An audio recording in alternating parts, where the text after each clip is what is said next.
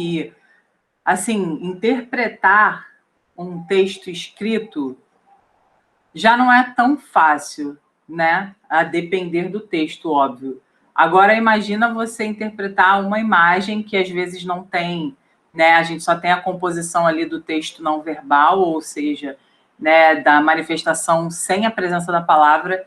Imagina você interpretar isso, né, quando não tem absolutamente nada. Quando tem uma linguagem mista, que aí, né, tem a parte verbal e a parte não verbal, até dá uma adiantada, assim, mas quando não tem nenhuma palavra, a gente precisa ter muito cuidado. Então, eu coloquei aqui alguns passos, mas a nossa aula basicamente vai ser de interpretação, de análise de imagens, tá? Nós já estudamos charges, já estudamos história em quadrinhos, nós já vimos algumas modalidades, né? Não vimos tantos infográficos, porque isso é uma matéria muito importante, então vai indo mais para frente. Mas essa aula aqui, ela é a primeira parte, tá? Tem uma parte 2, que é a parte que eu vou focar em infográfico. E hoje eu vou trazer muitas charges, enfim, nós vamos pensar a respeito. Campanhas publicitárias, todos os principais textos não verbais que caem na prova, tá? Que caem no Enem, principalmente.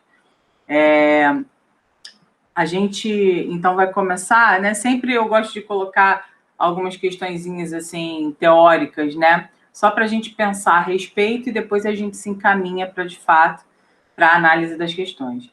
A Sara está aí, não tá? Sara, olha só, você cai do nada e você some. Então, eu vou te dar esporro aqui publicamente. Eu espero que você fique aqui até o final hoje, tá? Acho que foi ontem que tu deu uma sumida. Ontem eu não lembro, acho que não. Ontem ou anteontem, quando eu te procurei, você já não estava mais. Você tacou a bola ninja e saiu. Então, não sei se você caiu, enfim.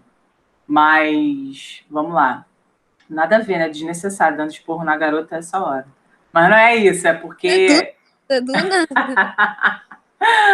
Não, é porque, cara, porra, você é a mais louca da interpretação. Eu gosto de ouvir que as outras meninas, elas colaboram, assim, dentro do plano da realidade, o que é bem bacana. Mas você, às vezes, dá uma viajada, e às vezes a tua viajada faz um sentido da porra.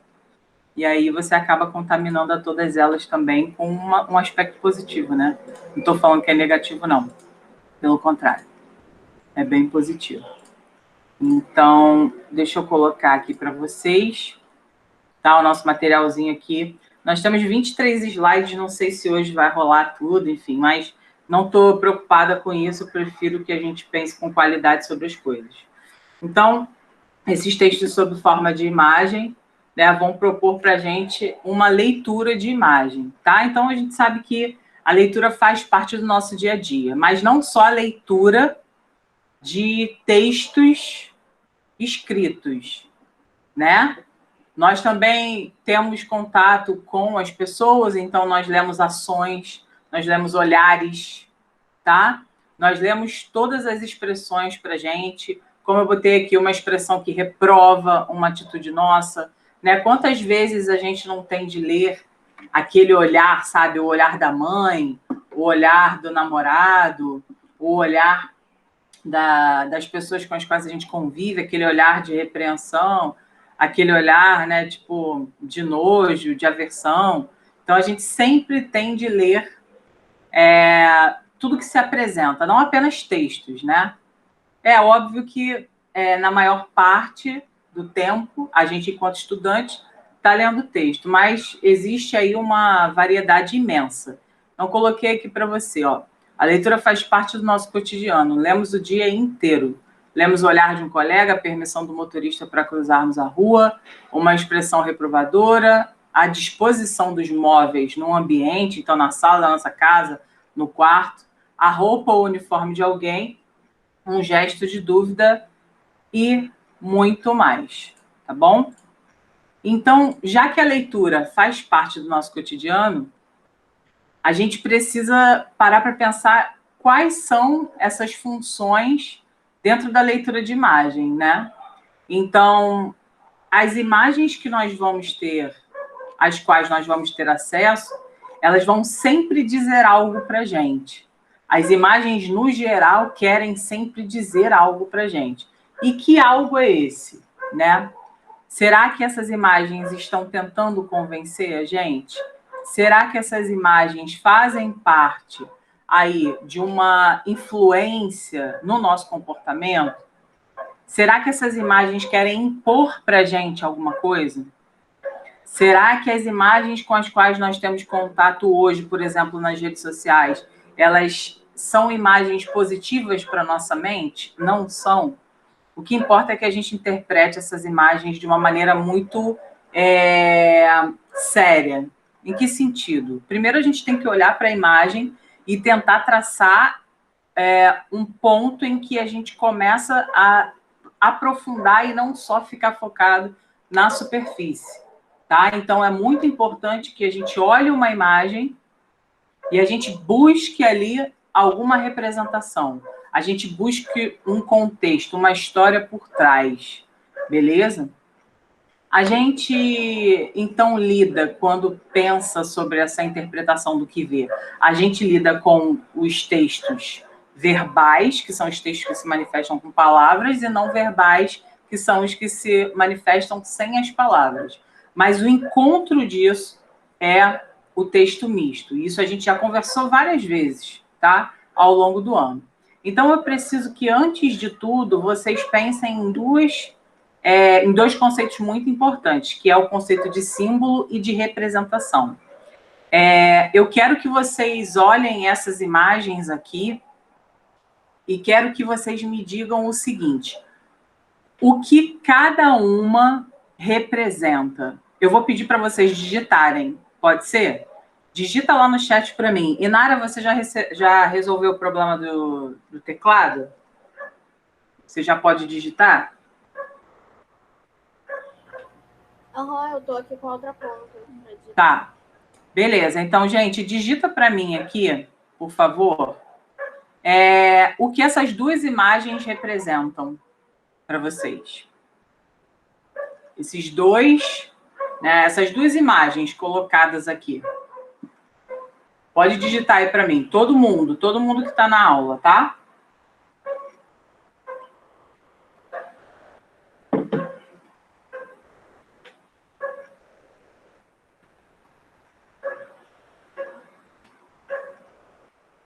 Bota aí no chat.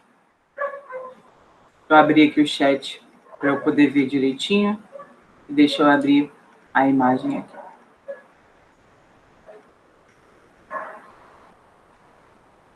Com o que eu estou pedindo, a gente vai ter uma ideia de conceitos importantes, tá? De dois conceitos importantes.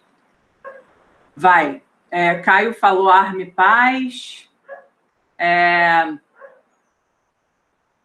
Também. Inara falou, a primeira seria uma mão fazendo sinal de arma e a segunda a pomba da paz.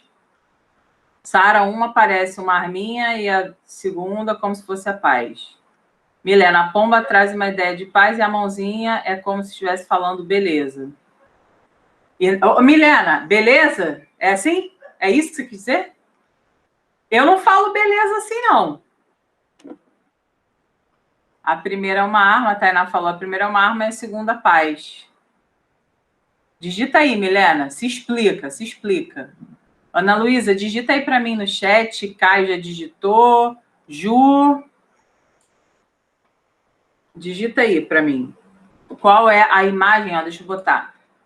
Essa imagem aqui, o que vocês entendem por essas imagens? Enquanto a Milena vai se explicar aí.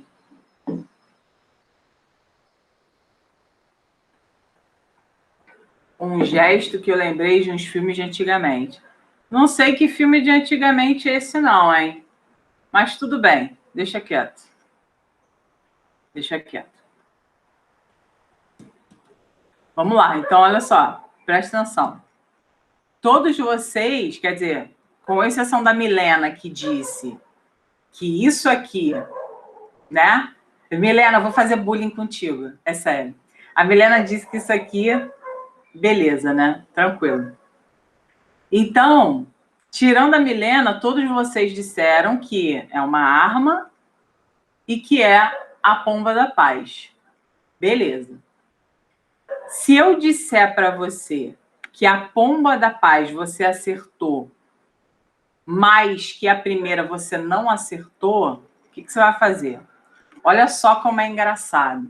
Você está num contexto em que né, o contexto da sua vida. Você está num contexto em que esse símbolo aqui adquiriu uma representação. Esse símbolo aqui representa, na verdade, o número 2 na linguagem brasileira, na língua brasileira de sinais, nas libras. Isso aqui é o número 2 nas libras, tá? Isso aqui é o número 3. Então, na verdade, não é uma arma, mas você está num contexto de vida em que as pessoas atribuíram uma representação para essa imagem. Então, se hoje vocês veem isso aqui, vocês pensam em arma. Mas, na verdade, isso não é uma representação de arma. Isso é uma representação do número 2 nas libras. Só que, é claro, representações são representações. São várias, né? Então, eu posso fazer assim e alguém está falando paz e amor, ou eu posso estar falando duas coisas, ó, tá vendo? Então, a representação é algo que é simplesmente dependente ali de um contexto. Já a pomba da paz, ela é absolutamente autônoma, né? Você tem essa representação, esse símbolo, na verdade, e aí eu quero criar essa diferença entre o que é representação e entre o que é símbolo. Símbolo é a pomba da paz. Independentemente de onde você enxergue isso, você vai sempre pensar em pomba da paz, em referência à paz, quando você vê essa imagem. Agora, a outra não é um símbolo, é uma representação. Então, quando a gente analisa imagens, a gente tem que pensar, isso aqui é uma representação de algo ou isso aqui é um símbolo? O símbolo é autônomo, independentemente da realidade, você vai sempre colocar isso como uma representação da paz. A representação não. A representação ela é não autônoma, ela depende ali de algum contexto. Como vocês estão super acostumados, né, a visualizar o nosso presidente fazendo isso como símbolo de arma, né? E como vocês estão acostumados com esse novo contexto, com esse novo perfil, vocês acharam que era a arminha, mas não é. Isso é o número 2 nas libras. Então, cada contexto vai gerar uma interpretação para a gente. Tudo bem ou não, gente? Entendida essa primeira parte? Fala comigo. Bota aí. Sim ou não? Sim. Tudo certo? Beleza. Vamos seguir, então. Olha só. Quando a gente pensa também em interpretação de imagens, a gente tem que pensar nos detalhes, né? Em que os detalhes são os protagonistas. Tá? A gente não pode olhar, como a gente já estudou isso, né? Lá na charge, lá na tirinha. A gente não pode olhar uma imagem e ignorar as coisas. Não pode. A gente tem que ter completo domínio daquilo que a gente está olhando. Nós somos muito verbalizados, verborrágicos, na verdade. Nós temos muita ligação com a palavra. Mas, cara, às vezes a palavra não vai dizer absolutamente nada. Há algo muito maior, né? Na verdade, há imagens que são muito maiores, muito mais expressivas do que propriamente o foco na palavra verbal, tá? E aí o que acontece? A gente precisa sempre tentar perceber que o ponto da linguagem não verbal, a intenção é se comunicar com a gente. Mas se comunicar em relação a quê? Cara, quer passar alguma mensagem para a gente tem que forçar, a gente tem que, cara, espremer essa imagem para tentar visualizar o que essa imagem está querendo trazer para a gente, tá? Então, eu vou ter que para você o seguinte, o ponto principal da linguagem não verbal é exercer uma comunicação direta com o interlocutor. A leitura, por vezes, provoca ruído, pois necessita de um breve apanhado de conhecimentos prévios em alguns casos, em muitos casos, né? Então, normalmente, quando você está lendo um texto, você às vezes não entende porque você não tem ali a ativação de um conhecimento prévio. Algumas imagens não, tá? Mas outras sim, então a gente tem que ter cuidado. O modo como a gente interpreta vai delimitar para a gente, né, o tipo de interpretação e o tipo de resposta que a gente vai dar na hora da prova, tá? Eu coloquei alguns passos para a interpretação das imagens, e aí esses passos para a interpretação eles vão servir aí como um norte. É claro que às vezes inconscientemente você já faz isso, tá? Mas se você não faz, agora você vai passar a fazer, porque vai se tornar cada vez melhor a sua interpretação. E eu gosto sempre, assim, eu fico muito feliz quando eu recebo mensagem de vocês em que vocês estão fazendo as provas, os simulados, e aí, inclusive, tem simulado sábado agora, né? O simulado Enem, que era para ser na semana passada, mas vai ser nessa semana agora, sábado. Eu vou pedir para deixar sábado e domingo. E também de particular de medicina, que eu vou postar, a gente posta lá no nosso site, né? cursojlmed.com.br. Então, o que acontece? Eu fico muito feliz quando eu recebo mensagem de vocês, e vocês falam assim, cara, pô, eu tô errando pouquíssimo em linguagens, eu errava 15, agora eu tô errando 10, ou eu errava 15 e agora eu tô errando 5.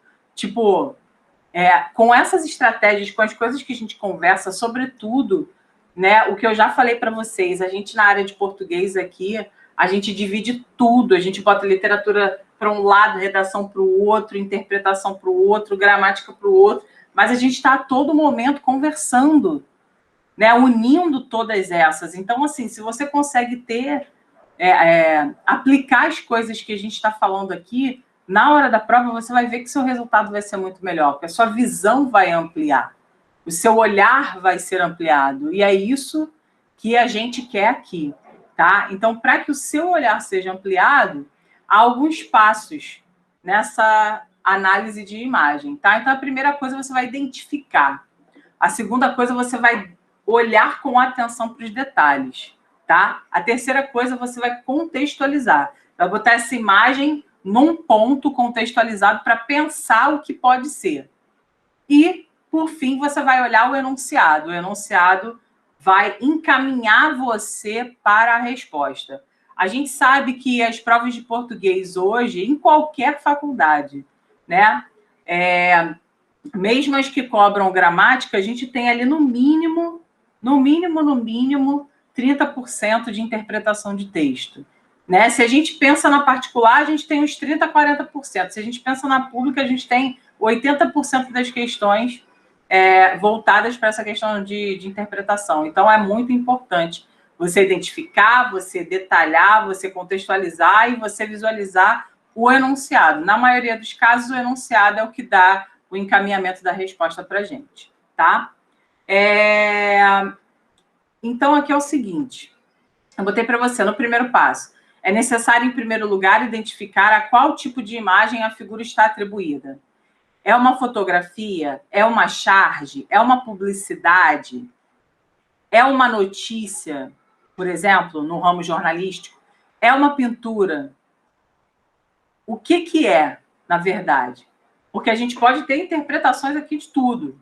Aqui hoje, por exemplo, eu trouxe obra de arte, vocês vão ver, eu trouxe obra de arte, eu trouxe fotografias pessoais, tá? Fotografias que eu fiz, por exemplo, infográficos, tirinhas.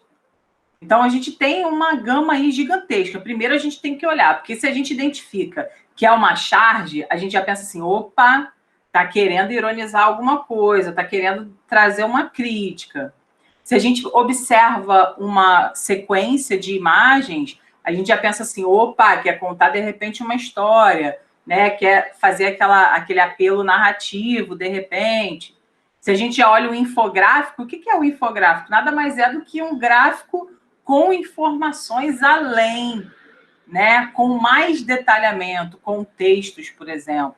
Então, se a gente olha, não é só o aspecto matemático, é também a interpretação que eu vou fazer em cima daquilo. Então, se a gente identifica, a gente consegue já meio que direcionar a um pensamento. Não significa que o fato de eu saber que é uma história em quadrinho já vai me fazer acertar com toda convicção a questão. Não é, infelizmente não é assim. Se fosse fácil assim, a gente não errava, né? Mas já me adianta muito, já me poupa muito o trabalho, tá? Então é sempre importante a gente tentar identificar. Se a gente sabe que é uma campanha publicitária, a gente já sabe que campanhas publicitárias trabalham com função apelativa ou conativa para tentar influenciar o nosso comportamento. Então, na minha cabeça, eu já vou procurar, dentro das alternativas ali, para ser o gabarito, aquilo que eu já sei, que eu já tenho de conhecimento sobre o que a propaganda faz, quais são as funções envolvidas, qual é a intenção. Tá? Então, muito cuidado nesse primeiro passo. Esse primeiro passo é fundamental, você identificar. Depois você vai dar atenção para o detalhe, que é o nosso segundo passo. É fundamental observar todos os detalhes contidos na imagem, desde a sua composição imagética aos textos inclusos e vinculados a ela. Então, a gente já cansou de ver, né, em questões, por exemplo, tirinhas que não tinham o entorno do quadro, tirinhas que não tinham diálogo, passaram, por exemplo, dentro de uma tirinha, 4 quadros. O primeiro, segundo e terceiro quadros sem fala, sem linguagem verbal. E aí, o último com linguagem verbal. Mas, de repente, esses que não tinham linguagem verbal tinham uma expressão facial, um gesto. E aí isso já vai encaminhar a gente para um outro pensamento. Se você é o cara que olha uma tirinha, lê o texto e tchau, você tem que não ser esse cara. Você não pode, de jeito nenhum, né? Você que está fazendo vestibular, você não pode de jeito nenhum passar dar esse mole com questões que misturem imagem e texto. Você tem que olhar a expressão facial da personagem. Ah, mas a Mafalda normalmente critica verbalmente. Bacana, mas você tem que olhar para a cara da Mafalda, você tem que olhar para o gestual da Mafalda, você tem que olhar para o corpo da Mafalda, você tem que olhar se ela está se projetando, se ela está numa postura mais agressiva, se ela está menos agressiva. Você tem que olhar isso, porque as questões giram em torno da interpretação dessas imagens. Você não pode simplesmente ficar focado, né, naquilo que você está lendo, naquele verbal, como se nada mais fosse importante, né? Isso não pode existir, tá? Então, aqui, o terceiro passo seria, quando que a imagem foi produzida? É importante saber quando? É claro que, assim, você vai conseguir colocar num contexto. Agora, não necessariamente você também vai conseguir enquadrar perfeitamente, né? Do tipo assim, essa imagem aqui foi feita em 1999. Cara, às vezes você não vai saber. Às vezes você nem era nascido. Mas tem algumas que são muito emblemáticas. Algumas que nós estudamos, por exemplo, na história. Algumas que estão ali, que pertencem, por exemplo, à Segunda Guerra Mundial, ou à Primeira Guerra Mundial, ou a questão da Guerra Fria, né? Então, tem alguns conhecimentos que, obviamente, nós vamos ativar nesse processo. Mas tem certas imagens que a gente não vai conseguir delimitar uma data, né? E isso é normal, vamos tentar por outros meios. Mas, quando a imagem foi produzida, é importante. Sob que contexto ela estava inserida? Esse é um passo importante de como interpretar essas imagens, tá? Contextualizar a linguagem não verbal dentro do momento histórico de produção vai ser fundamental. Nesse aspecto, é imprescindível observar o autor, a data e o que estava em evidência na época de produção. É claro que, assim, quando a gente está lá na prova, e isso é uma coisa que me irrita muito, assim, quando o aluno abre a boca para falar isso, eu já fico assim, cara, para. Normalmente o aluno fala assim, mas na hora da prova eu não vou poder pesquisar, então também quando eu estou fazendo a questão em casa, eu também não posso. Cara, para com esse pensamento, é totalmente errado. Eu espero que nenhum de vocês tenha, porque assim, se você está treinando, você não está no jogo, sacou?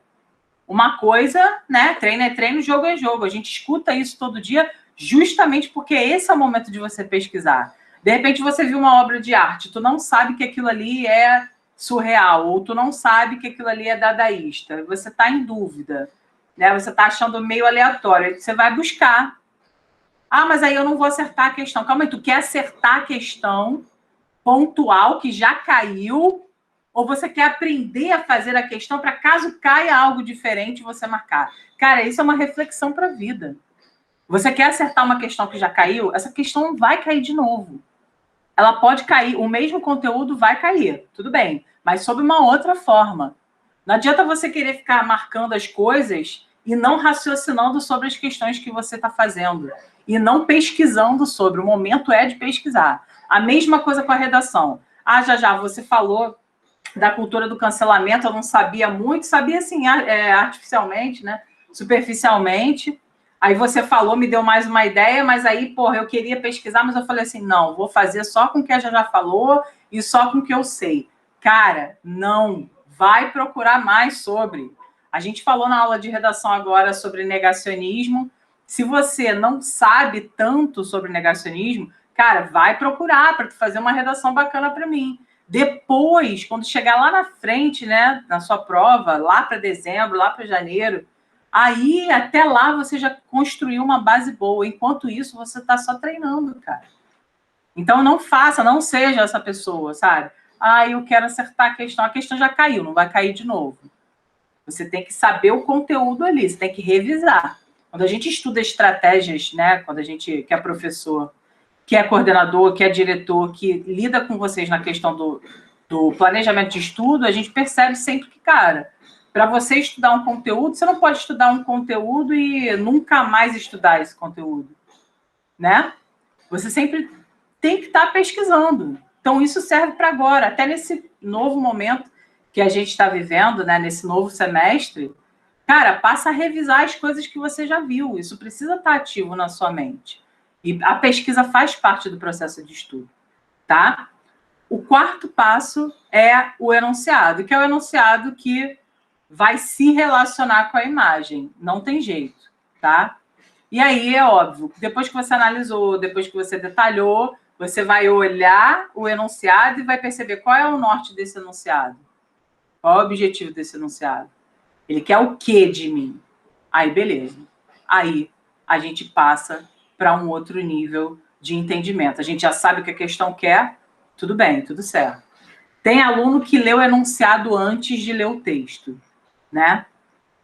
Para já ir com a leitura focada para o texto a partir do que o enunciado quer.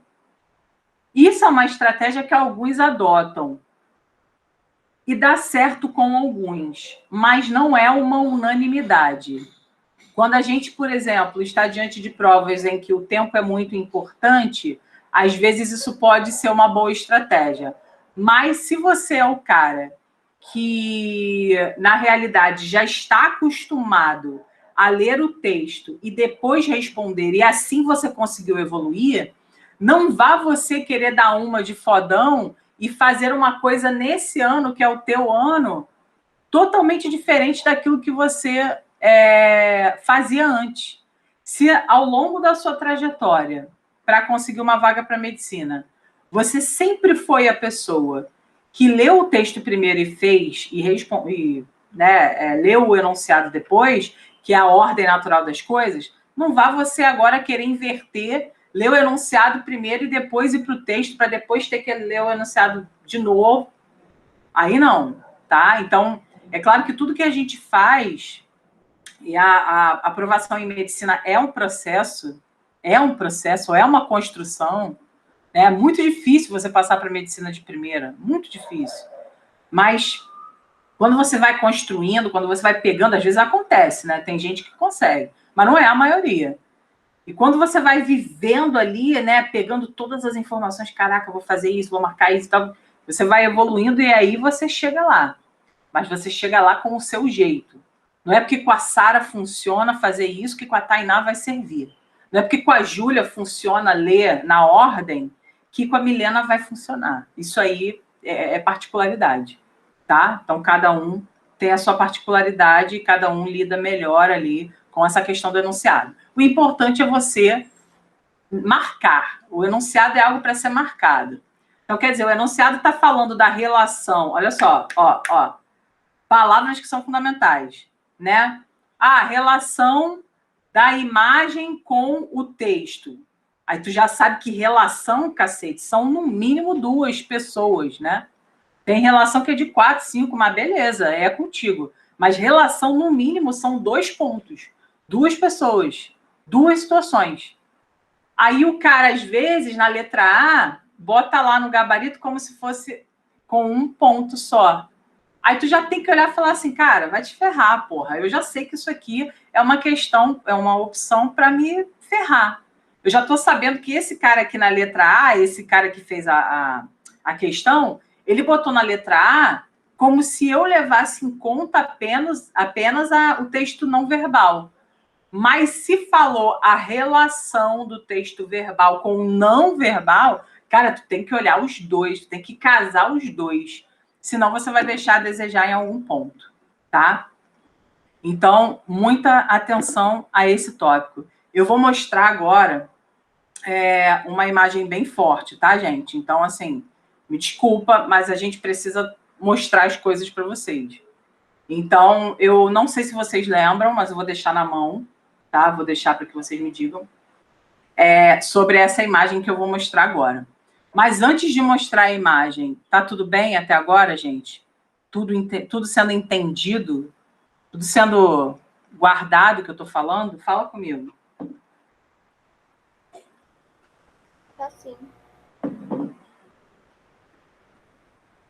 Pode me interromper, tá? Porque eu falo pra cacete. Então, se você não me interromper, eu vou falando direto. Mas eu sei que você está aí anotando algumas coisas que eu estou falando e é isso que vale. Então, pessoal, olha só, eu vou dar uma ampliada aqui, só para poder colocar essa imagem, que é uma imagem chata, mas, enfim. Vamos lá, nós temos essas 2 imagens aqui. Eu queria que vocês tentassem, eu não sei se vocês lembram, né? A gente tem aqui, na verdade, uma representação aqui que a gente pode chamar de charge, né? Foi colocada como uma charge, visto que faz uma crítica. E nós temos a fotografia real, que é uma fotografia muito forte. Enfim, eu falei, cara, vou botar, eu gosto sempre de trazer alegria para vocês e felicidade. Mas, cara, aconteceu, né? Então a gente não pode negar.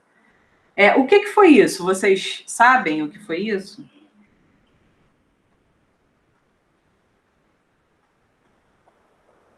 Eu não tenho certeza, mas eu lembrei de refugiado. Não sei se é isso. Alguém quer falar melhor sobre isso?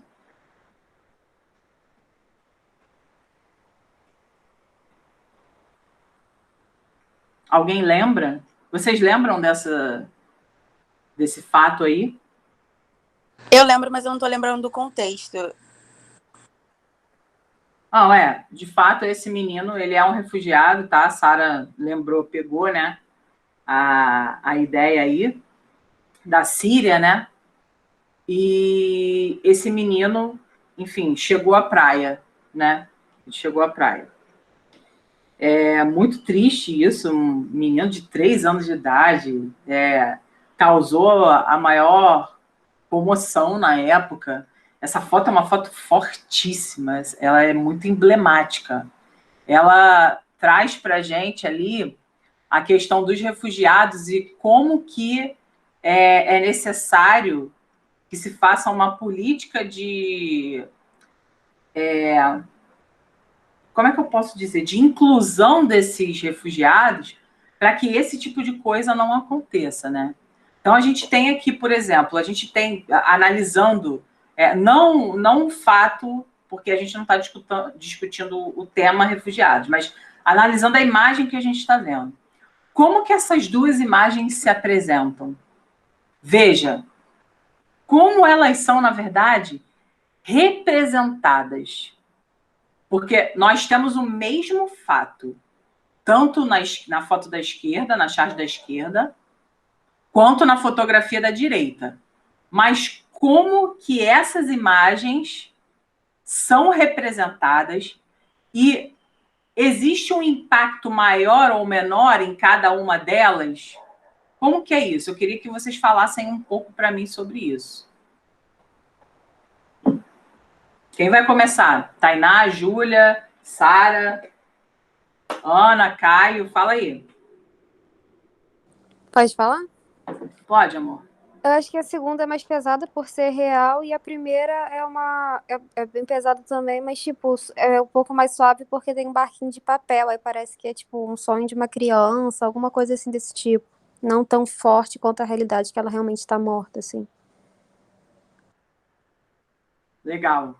Então você acha que houve uma...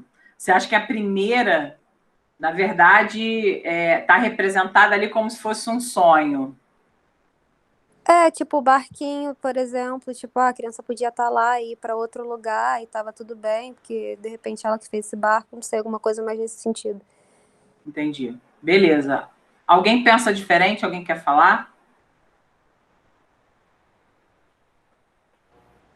Eu acho que a segunda é mais nítido, né? A morte e o ocorrido. A primeira dá para entender. Eu acho que eu só conseguiria entender o que aconteceu se eu soubesse da situação. E aí você tocou num ponto importante, né? Que é o conhecimento prévio. E talvez essa seja a questão mais complexa que a gente tem hoje quando vocês erram esse tipo de questão. Por quê? Porque não saber o que aconteceu, tipo assim, essa primeira imagem aqui não denota que esse menino está morto. Quais são os aspectos dessa imagem que não garantem para a gente a morte? Quais são esses aspectos? Fala aí para mim. O que garante para a gente que esse menino não está morto na primeira foto, na foto que foi na charge que viralizou no Twitter? O que garante que ele não está morto? Não tá aparecendo o rosto dele, né? Não está aparecendo o rosto dele. Então, tipo assim, você não consegue visualizar ali a situação. Você sabe que ele está, e aí a Sara, né, trouxe bem essa questão de que, enfim, a gente tem aqui nessa charge um cenário lindo, né, um cenário mais ameno. Na real, a gente tem um barquinho de papel, e aí a questão do barco de papel remetendo, né, a esse mundo infantil, beleza? E aí a gente tem o rosto dele escondido. Então a gente não consegue, a gente pode achar que isso aqui é uma criança dormindo na praia. Mas se a gente entende o contexto, e aí é que vem o conhecimento prévio, né, é aí que vem a inferência de você já ter, né, lido, visto sobre o assunto, e isso confirma a característica da charge, que é um aspecto temporal. A charge é temporal, ela não é atemporal. Ela não é. Se você daqui a 5 anos visualizar isso aqui, e talvez, né, você, sei lá, outros assuntos, outros fatos que tenham ocorrido substituírem esse, daqui a uns 10, 15 anos tu não lembra mais disso. Então, para ser entendido, você precisa realmente pensar no contexto. Você vê que a Inara olhou e ela falou, cara, talvez se eu não tivesse visto a outra imagem, talvez eu não tivesse pensado em nada, né? Então, é importante a gente sempre tentar, por isso que é importante a leitura, né? A gente tentar sempre colocar o máximo de informação para dentro para a gente lidar com esse tipo de coisa. Deixa eu ver aqui, a Júlia escreveu, menino refugiado sírio tentando escapar do Estado Islâmico, eu acho, exatamente. Tá? Foi essa a situação. Não me lembro exatamente do ano, foi 2018, 2019, mas, enfim, é essa questão dos refugiados, né? Então, a gente conseguiu visualizar isso. Aí aqui, ainda tem, né? Essa aqui caiu no Enem do ano passado. Vamos calçar os sapatos dos refugiados e dar o primeiro passo para entender sua situação. Então, o que significa esse sapato aí, pessoal? A gente tem ali uma coisa linguística, né? Vamos calçar os sapatos dos refugiados. Qual é a ideia que traz? Uma ideia, né, de uma palavrinha que está muito difundida hoje. Vamos calçar os sapatos dos refugiados e dar o primeiro passo para entender a situação. Fala para mim. No lugar deles, né? Exatamente, que é a palavra empatia, que, na verdade, você se transpõe para o lugar do outro, né, para conseguir compreender ali. E, na verdade, essa palavra está na moda, assim como a palavra gratidão esteve. Não, eu acho que a gratidão não é mais a palavra da moda. A palavra da moda agora é empatia, porque você sabe que moda passa, né? Então, a época da gratidão foi uma época muito forte, e agora a palavra da moda é empatia, só que, né, é só realmente uma palavra da moda e também vai passar, né? É preciso muita evolução para você ser empático, para você conseguir se colocar no lugar do outro. E tem que ser qualquer outro, não pode ser um outro seletivo, né? Então, é bem difícil, né? O exercício da empatia é muito difícil. Mas, justamente essa ideia, você se colocar no lugar do outro. Mas por que tem um sapato aí? Que sapato é esse? Pensa comigo.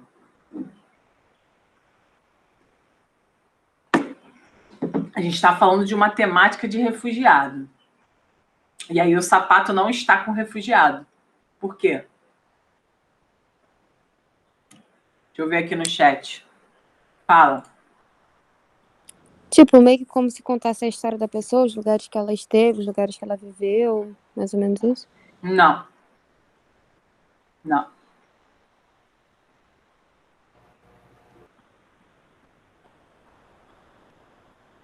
O que tem essa fita amarela?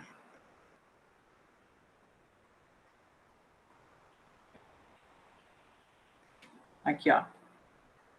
Deixa eu dar um zoomzinho aqui.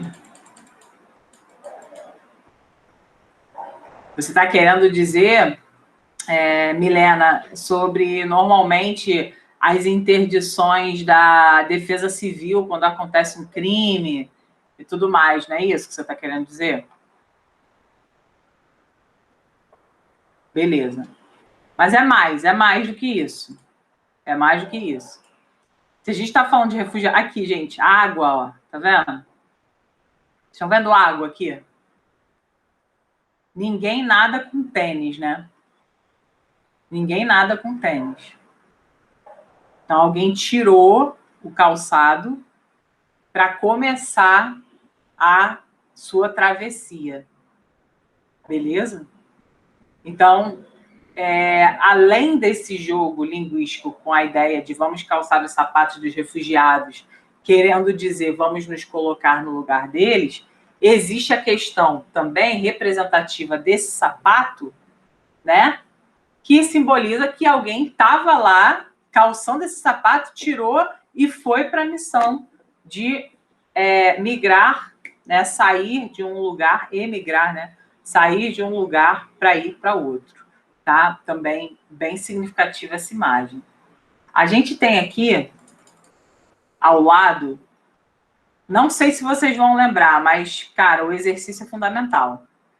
Nós temos aqui essa charge que diz o seguinte: se fosse óleo de peroba, eu diria com toda certeza que o vazamento era de Brasília. Alguém lembra a que se refere essa charge? Alguém lembra? Foi o derramamento de óleo no Nordeste, não foi? Isso foi em 2019. Isso foi em 2019, né?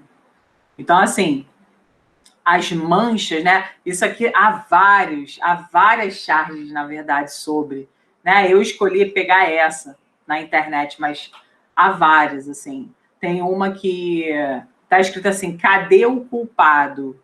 Com as manchas de óleo e o óleo no mar e na areia, né? Então há várias. Se você não sabe desse derramamento de óleo, foi em agosto, se eu não me engano, você não sabe, você só vai olhar e falar assim: é sobre poluição dos mares, sobre derramamento de óleo nos mares, mas você não vai associar com aquele tempo, né? Então, é uma coisa também que a gente tem que sempre tentar pensar. Pô, calma aí, ele está falando sobre o derramamento de óleo, beleza, eu lembro que aconteceu em agosto de 2019, mas ele também está falando uma outra questão, né? Qual outra coisa ele está falando aqui? Quando aqui, nas palavras, olha só, e vamos olhar, a cara dos dois, eles estão com os olhos arregalados, isso já indica pra gente alguma sensação, espanto. Quantas questões nós já vimos explorando as expressões faciais? Porra, 350 mil, tá? Então, a gente tem esse olho, né, esse olhar arregalado e tudo mais, mas a gente tem o seguinte, se fosse óleo de peroba, eu diria com toda certeza que o vazamento era de Brasília. Se fosse óleo de peroba. E o que ele está querendo dizer com isso? E por que ele está associando óleo de peroba com Brasília?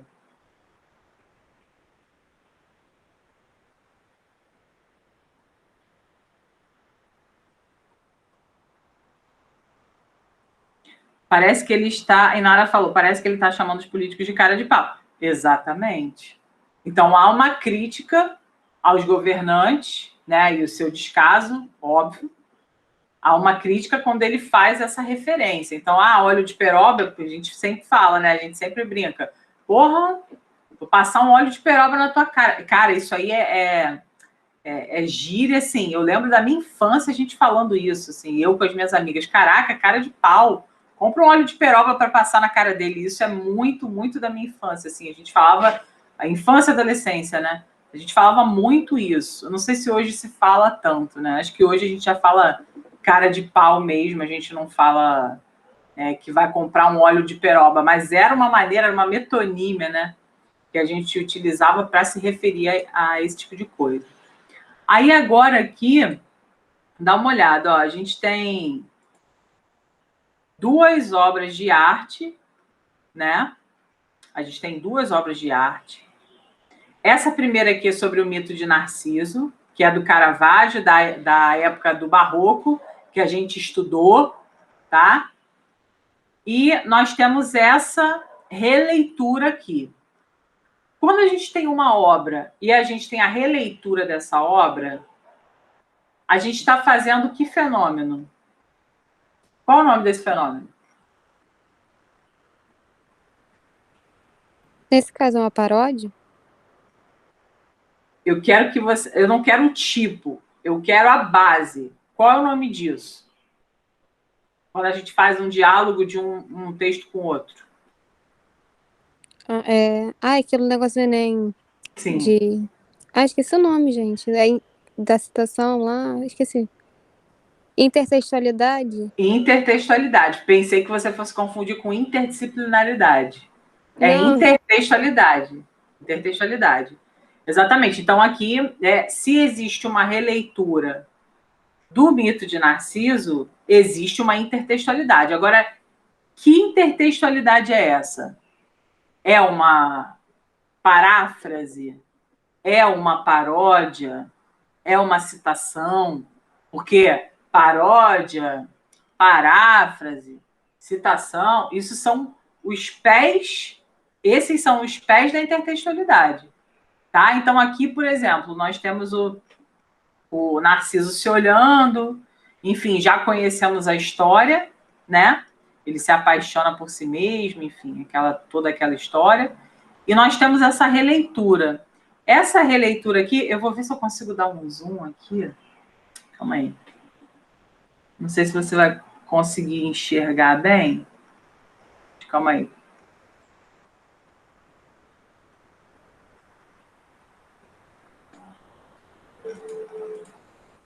Você consegue enxergar o que tem aqui? Vocês conseguem ver o que tem aqui? Calma aí. É um lixão? É um lixão. É um lixão. E o que isso significa? O que isso vai significar para a gente?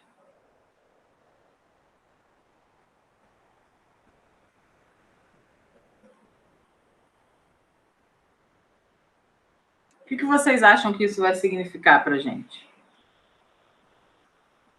A gente sabe que é uma paródia, né? A gente sabe que é uma paródia. Enfim, a paródia nem sempre ela... Assim, 95% das paródias têm fins de humor, né? Mas algumas são paródias porque, na verdade, a diferença é que aqui a gente muda um pouco, né, a concepção. Aqui o Narciso se olha, né, no espelho d'água, se apaixona, você percebe, e aí olha só, você percebe que essa obra aqui, ela é dividida literalmente, ela é dividida, você consegue ver aqui uma linha, ela é dividida, e aí ele está se olhando, olha o seu reflexo, se apaixona, morre e tal. E aqui você também tem uma divisão, beleza? Mas aí o Narciso se olha porque ele é belo, né? Ele olha o reflexo dele, não é isso? Ele olha o reflexo dele. E ele é belo, ele se acha belo e tudo mais. Aqui, esse reflexo é de um homem para o lixo. Conclusão. Qual é a conclusão?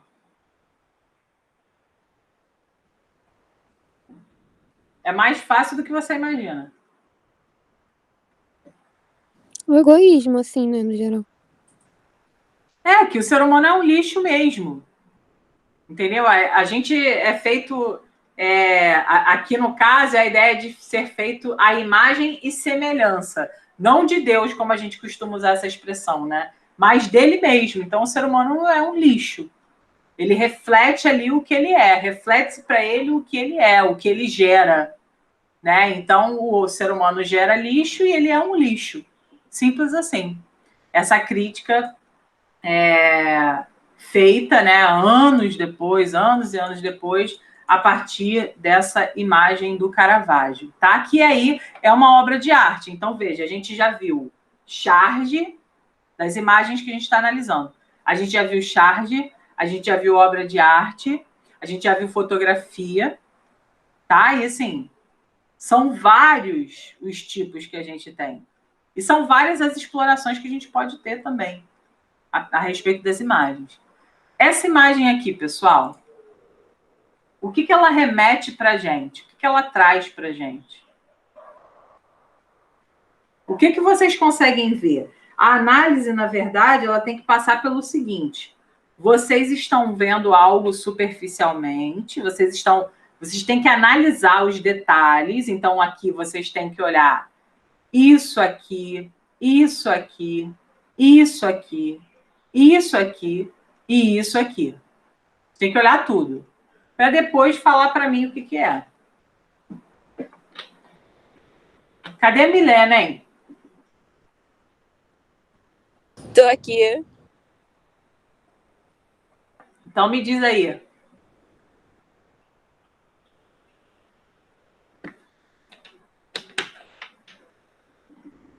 O que você acha que é isso? É como se fosse tipo um molde, né? Tipo, a sociedade querendo encaixar a gente num molde. Exatamente. Não só a gente, mulheres, né? Porque você está falando do seu lugar de fala, você é uma mulher, né? Então não só a mulher, enfim, não pense só nisso, mas a gente tem aqui o quê? A palavra é o quê? Família, né? Então, de uma jarra estão saindo pessoas. Isso já é meio surreal, porque de jarras não saem pessoas, né? Mas a gente tem pessoas aqui. Quem são essas pessoas, gente? Assim, qual seria... Não são pessoas... Não estou querendo dizer que são pessoas específicas, que têm nome, sobrenome e a gente sabe quem é. Mas a representação dessas pessoas aqui. Não é só olhar isso aqui. A gente tem que olhar essa parte aqui também. O que essas pessoas representam? Júlia, tu tá aí? O que essas pessoas aqui... Calma aí. O que essas pessoas aqui representam? Calma aí que eu fiz uma leve besteira. Essas pessoas aqui, ó. O que elas representam?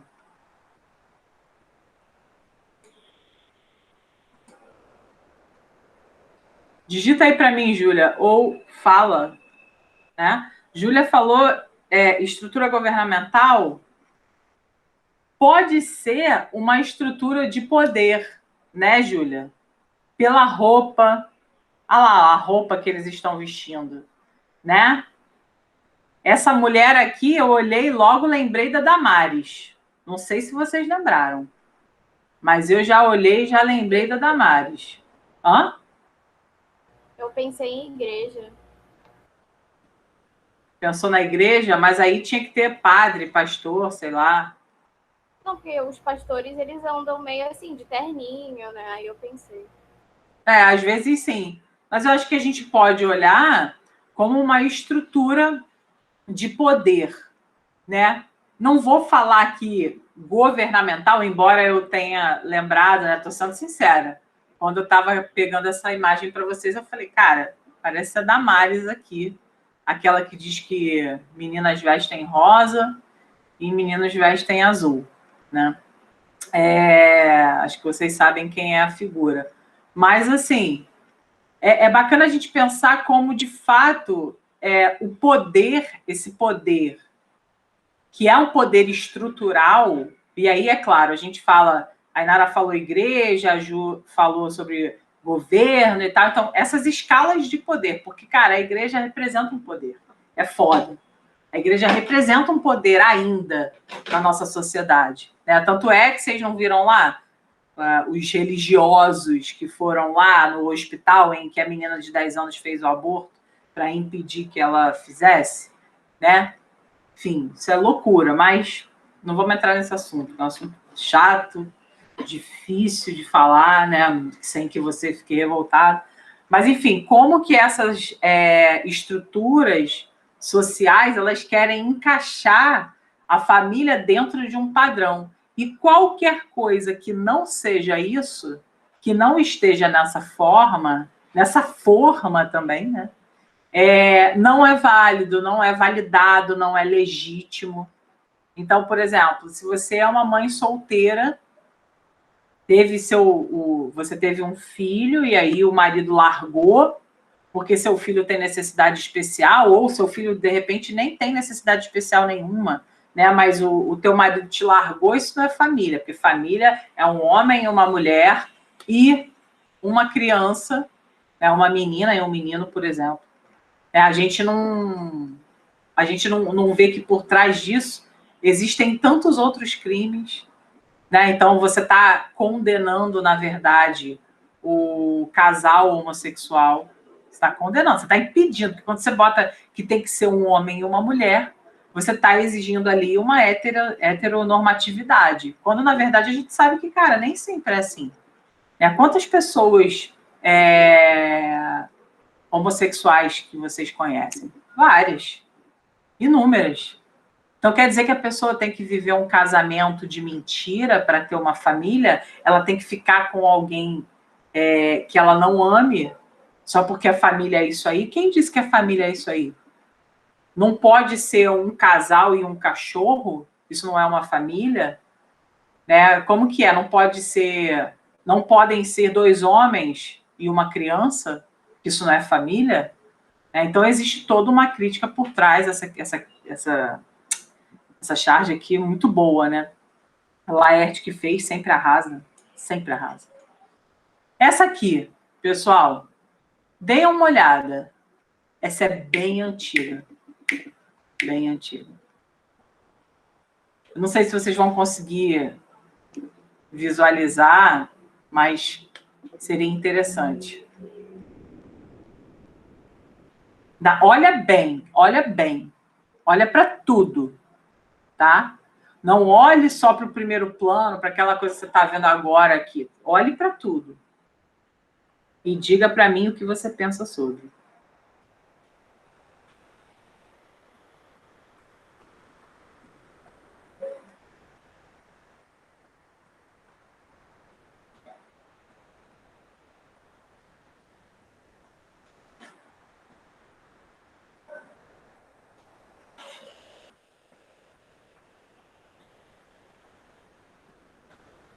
E aí, pessoal?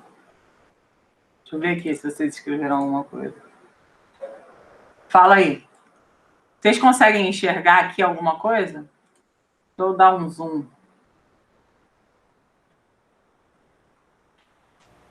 Tem umas mulheres no fundo, né? Mas eu não consigo identificar o que elas estão fazendo.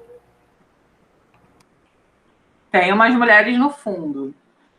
Parece um lavando roupa e os caras, tipo, jogando assim, né? E o que é isso? O que isso quer dizer? Essa ideia de que a mulher é pra lavar, passar, cozinhar e o homem faz o que ele quiser. Acho que é tipo isso que quer dizer. Na verdade, são as posições, passa muito por isso, né? São as posições sociais nas quais nós, mulheres, somos colocadas. Então, a gente tem o Caio aí, inclusive, das pessoas que assistem online, o Caio é o único homem aqui, né? E aí, a gente pode falar que não é uma crítica, né? O Caio é parte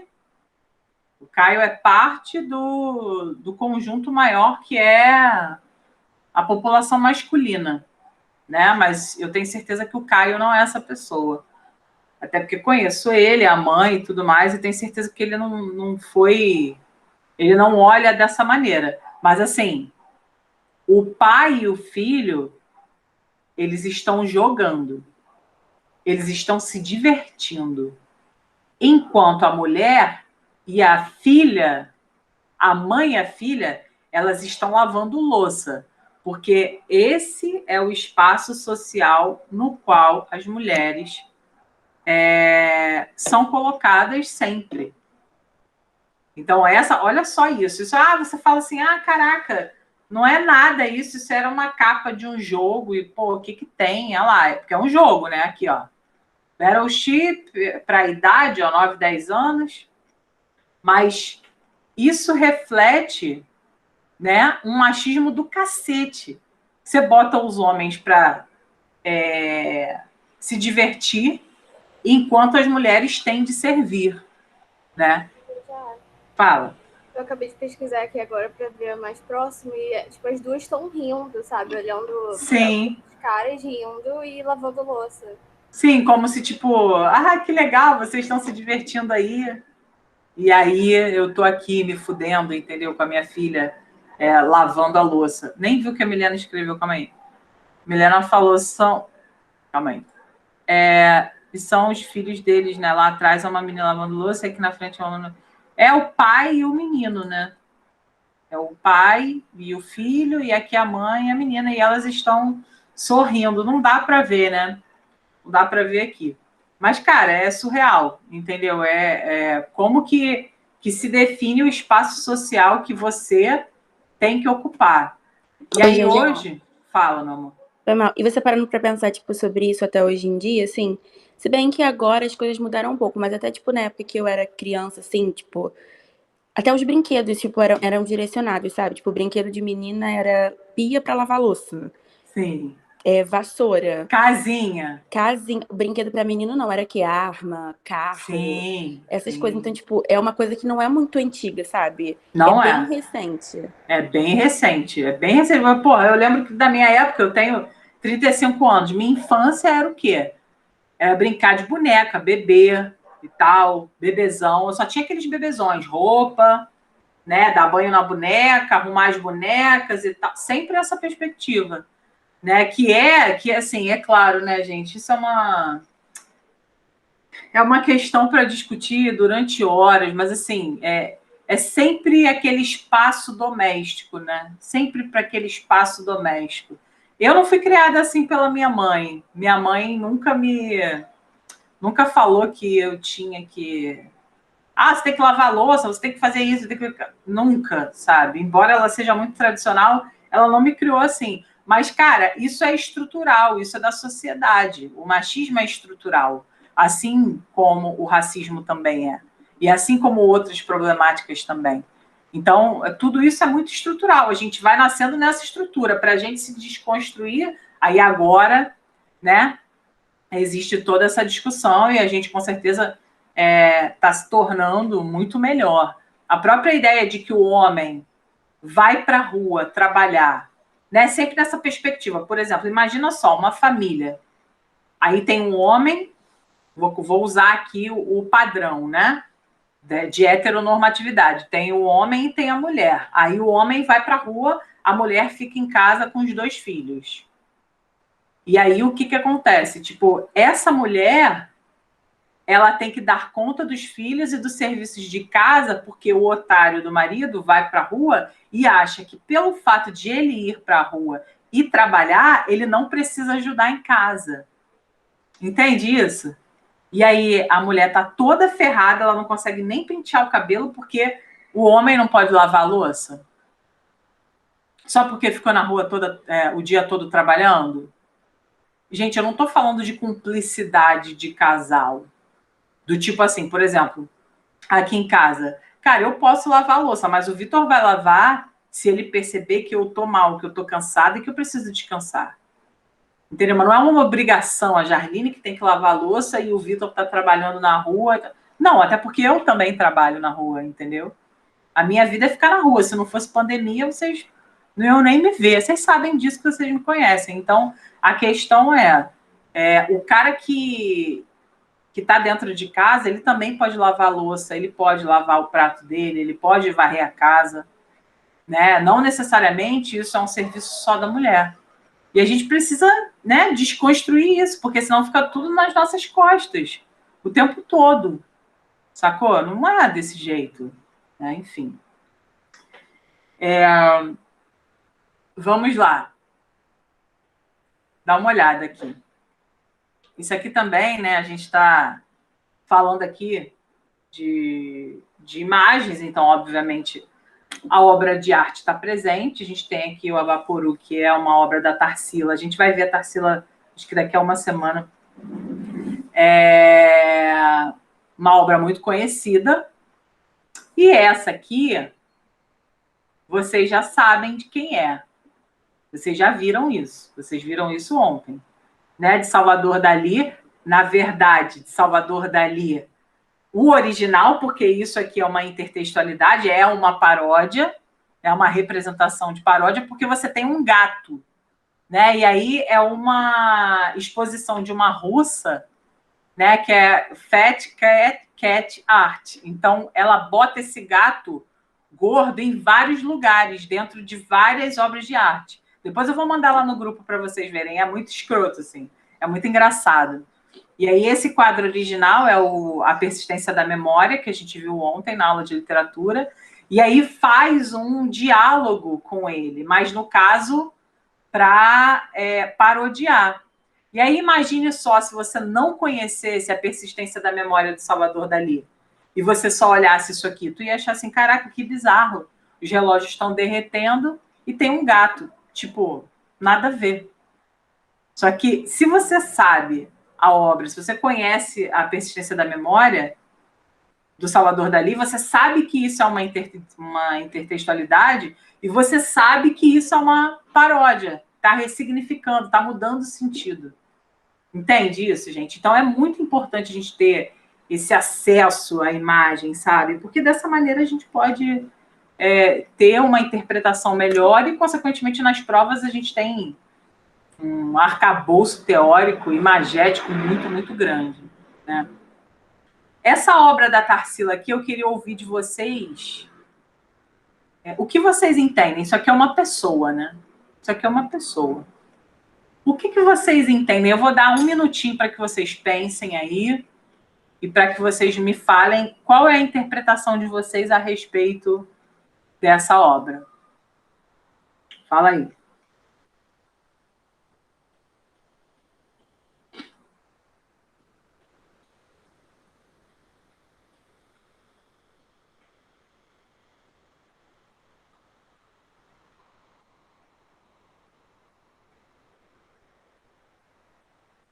O que a gente consegue entender? Se tivesse uma questão perguntando qual é a principal crítica presente no Abaporu, o que você diria? Deixa eu sair aqui para ler se vocês escreveram alguma coisa no chat. Pode botar no chat quem não quiser falar e pode abrir o microfone quem estiver disposto.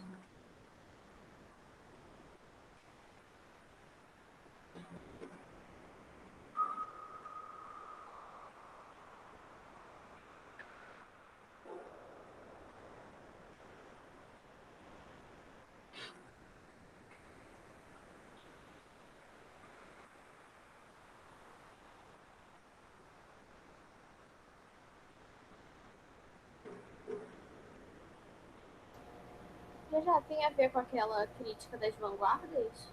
Que eles falavam da perfeiçãozinha, de tudo milimetrado, tudo certinho? Não, a gente está vendo que é disforme, né? A gente já está vendo que é disforme. Que não é, assim, a base ali certinha, né? Mas é justamente em cima disso que existe a crítica. É em cima dessa deformidade que existe a crítica. Que crítica é essa?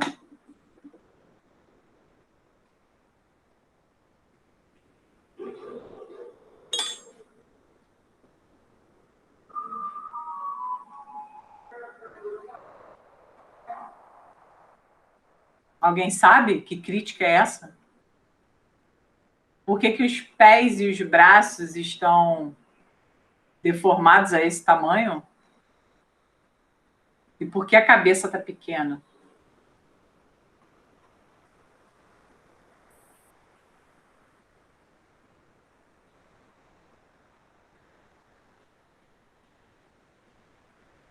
Esse quadro é da Tarsila Crítica, não é? Oi? Esse quadro é tipo uma crítica, não é?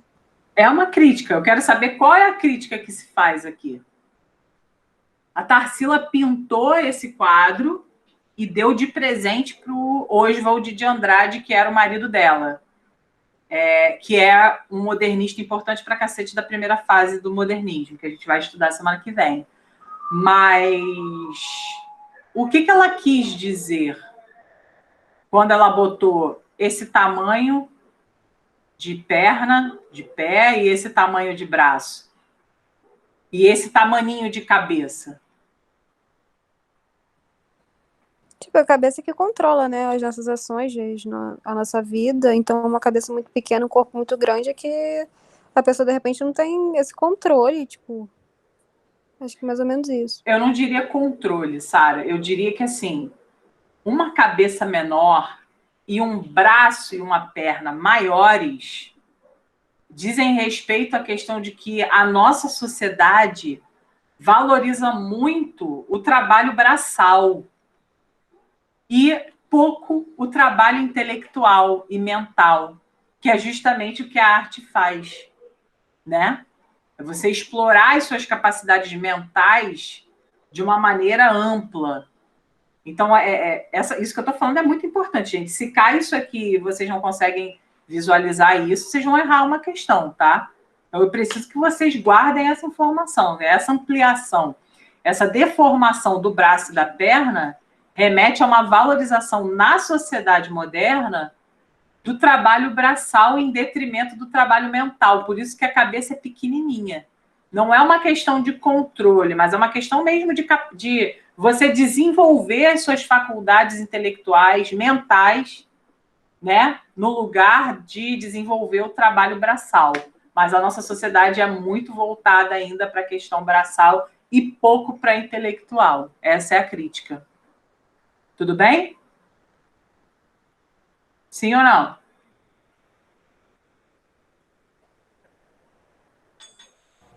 Tudo bem. Beleza. E essa foto aqui, pessoal? Que foto é essa?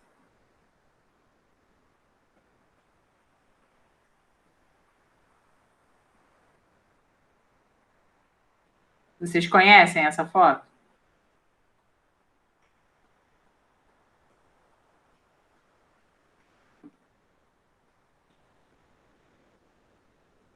É da bomba, né? A Guerra do Vietnã, né? Então, essa foto é muito emblemática. A menina correndo nua depois do bombardeio da vila dela, né?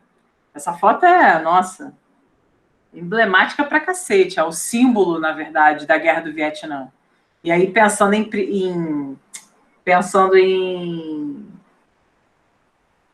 em representação e símbolo, entendendo que o símbolo é algo atemporal e autônomo, essa foto é um símbolo e não uma representação. Qualquer lugar que você visualizar, você vai fazer a referência, tá? Essa fotografia, ela é muito emblemática para a história, né? Para a história da humanidade. Nós temos aqui placas de trânsito, né? Então, imagens também que são bem comuns no nosso dia a dia. E aí, por que é uma placa e não um texto, né? A gente tem que pensar nisso também. A placa é um facilitador. Você está dirigindo, você visualiza ali e você consegue entender qual é a ordem implícita presente nessas placas. Imagina se você tivesse de ler os textos, né? Se fossem textos enormes. Proibido virar para a esquerda, é proibido fazer ultrapassagem. Proibido... Cara, não ia dar certo. Então, para isso, a gente usa a linguagem não verbal. Mas há alguns que têm a palavra. E aí a gente já tem a linguagem verbal, né? Então, a gente tem aí as placas como um grande símbolo também importante para o entendimento. Essa aqui, pessoal, não precisa mais de berrante. A gente controla tudo por WhatsApp. Essa aí representa o quê, gente?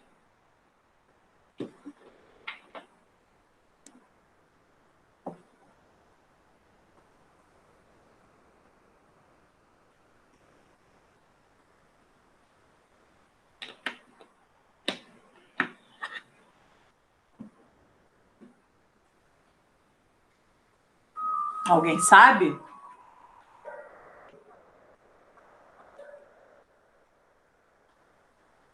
O que representa essa aqui?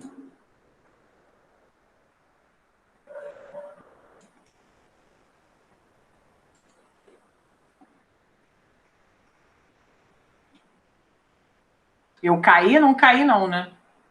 Estão aí?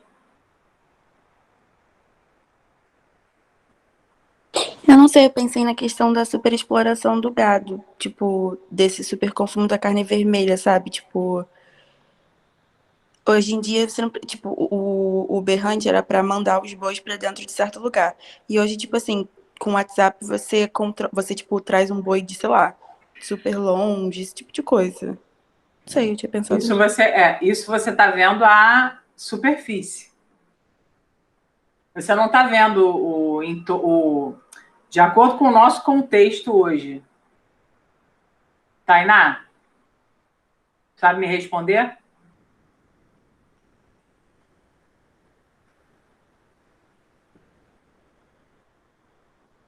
Tainá foi comer ou foi fazer xixi? Não, eu tô aqui, tô pensando. Então fala. Vocês ficam pensando, eu acho que vocês não estão aí. A Júlia falou, pensei na moral de rebanho. Júlia, explica para todo mundo isso.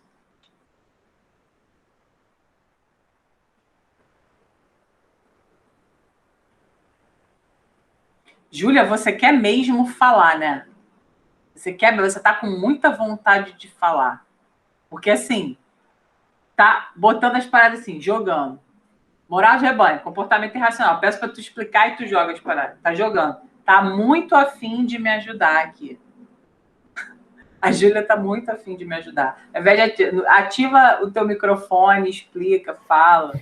Não, porque... Vai ser chata. Fala. Eu lembrei de Nietzsche, que ele fala da moral de rebanho, né? Que são os comportamentos irracionais. E aí o WhatsApp está relacionado a isso, né? Com a disseminação de fake news. As pessoas nem buscam pesquisar o que elas estão compartilhando, essas coisas assim. Exatamente. Então, o que a gente tem que pensar aqui é o seguinte, quando a gente tem hoje, né,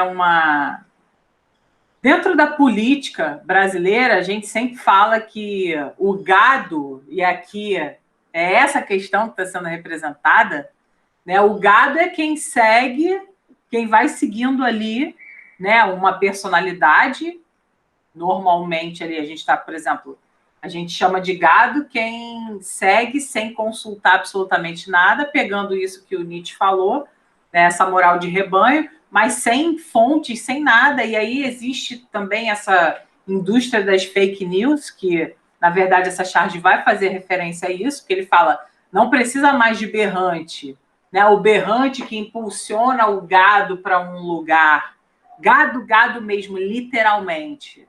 Mas quando ele fala a gente controla tudo por WhatsApp, é a indústria das fake news pelo WhatsApp. E aí o gado são as pessoas que se encaminham nesses comportamentos com base no que alguém falou, e essas pessoas nem pesquisam nada, elas simplesmente vão, né, como um gado ali sendo guiados por uma pessoa, por uma personalidade, por um político e tudo mais. Então, hoje, por exemplo, seguidores, dando um exemplo, tá, gente? Seguidores do Bolsonaro ou seguidores do Lula, botando os dois, né? Não vou falar só do Bolsonaro, porque não tem gado só no Bolsonaro, também tem gado com Lula, Dilma e tudo mais. Mas eu digo assim, pessoas que seguem nessa moral de rebanho, que na realidade não pesquisam e só seguem a personalidade, né? Só seguem a pessoa e não o que de fato aconteceu, essas pessoas são chamadas de gado. Na internet, isso é muito comum, essa gíria, né?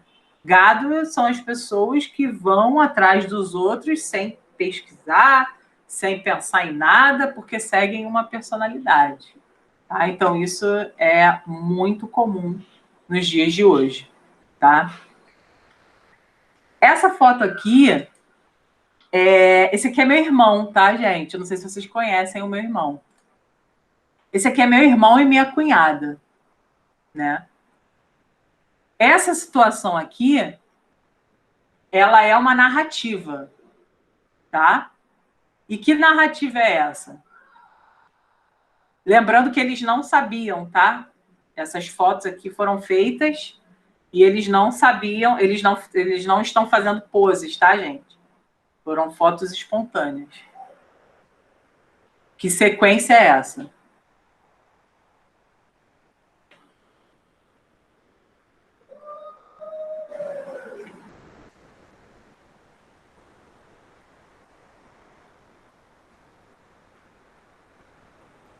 Você até falou, né, que meio que dá até pra contar uma história de um pedido de casamento.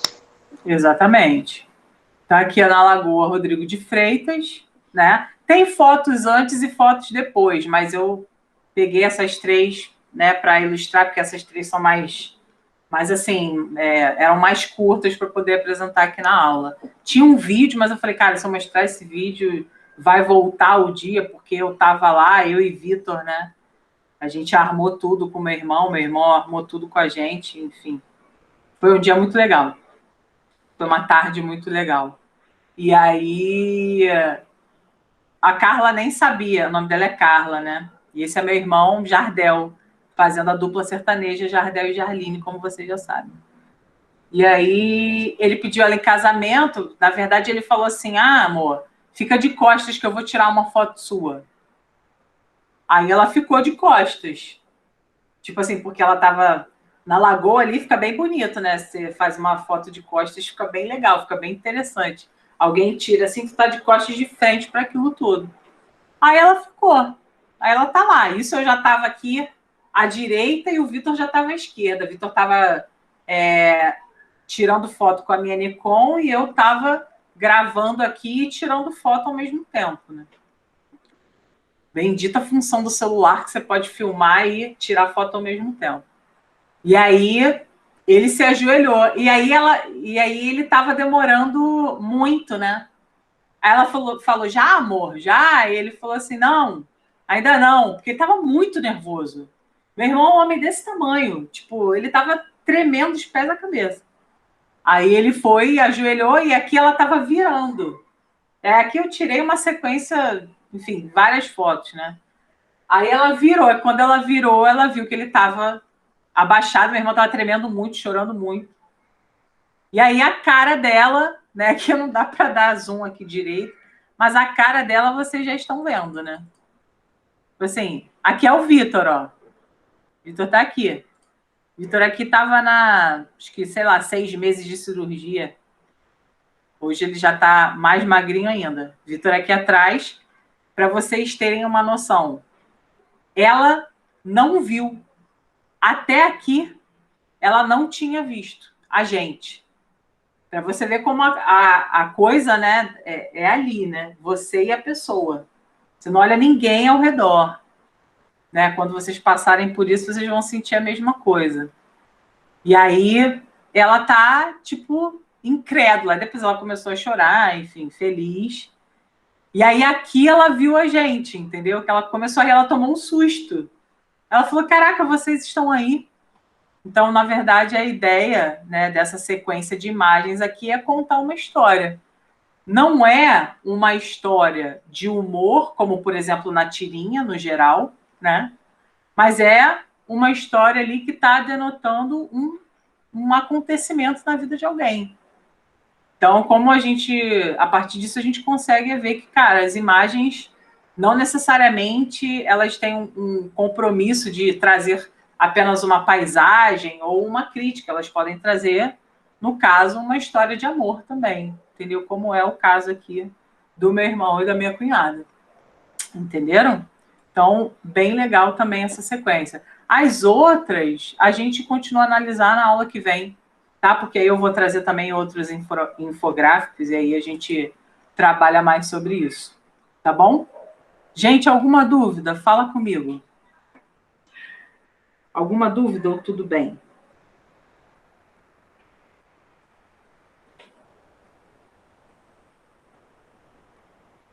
Tudo bem.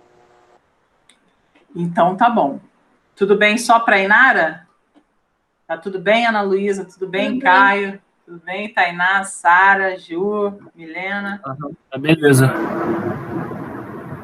Beleza, então, amores. Eu vou colocar os exercícios para vocês depois do almoço, tá? Eu boto lá os exercícios de interpretação de texto na apostila para que vocês façam, tá bom?